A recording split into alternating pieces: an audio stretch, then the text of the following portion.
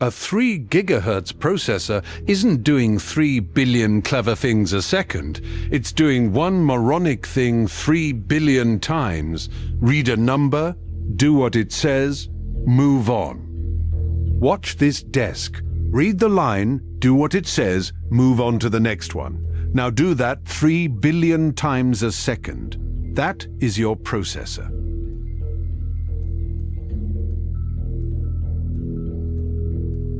The first electronic computers were not programmed. They were rewired. Days of replugging cables to change what the machine did.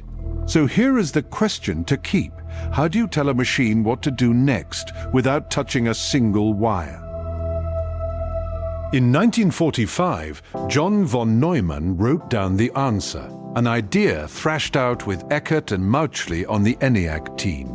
If memory can hold numbers and an order can be written as a number, then a machine can hold its own instructions.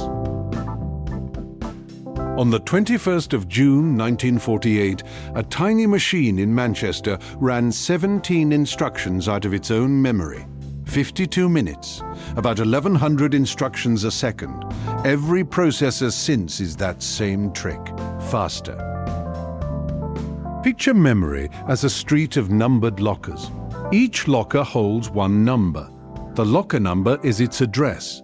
Your program is just numbers sitting in a row, and one finger marks which locker is next.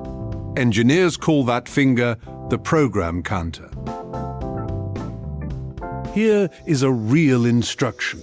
It is not a word, it is a number. Written out as 32 lights, that number falls into groups. 7 lights say arithmetic, 7 more pick, add over, subtract.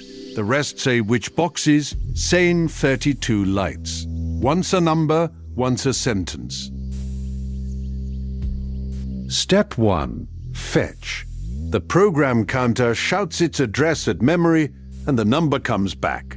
Then the counter moves on straight away, before anything has been done. Remember that. Step 2. Decode. The number is split into its groups of lights. Each group pulls a control wire. Open this gate, close that one. Nothing here understands anything. It is switches. Step 3. Execute. 2 numbers slide into the adding block and one comes out. That is the entire job. Fetch, decode, execute, and start again. So the clerk reads the line his finger is on, works out what it says, does it, then slides his finger down one line. That is a computer. Nothing in that loop can make a choice. So how does a computer ever do the word if? Like this. One instruction writes a different number into the program counter. That is all a jump is. Every loop, every if, every app you have ever opened, it is someone moving the finger. Now the part nobody credits. Inside the chip, signals arrive at different moments, half settled and smeared. So one square wave is piped everywhere. And the rule is simple. Nothing is believed until the tick. 3 gigahertz means 3 billion ticks a second. One tick lasts 1/3 of a nanosecond. In that time, light travels about 10 centimeters. Grace Hopper used to hand people a 30-centimeter wire and call it a nanosecond. For 30 years, faster meant tick faster. Then in 2004, the chips simply cooked. 3.8 gigahertz then, 6.2 today. 20 years and the clock has not even doubled. So take a guess, where did all the speed come from?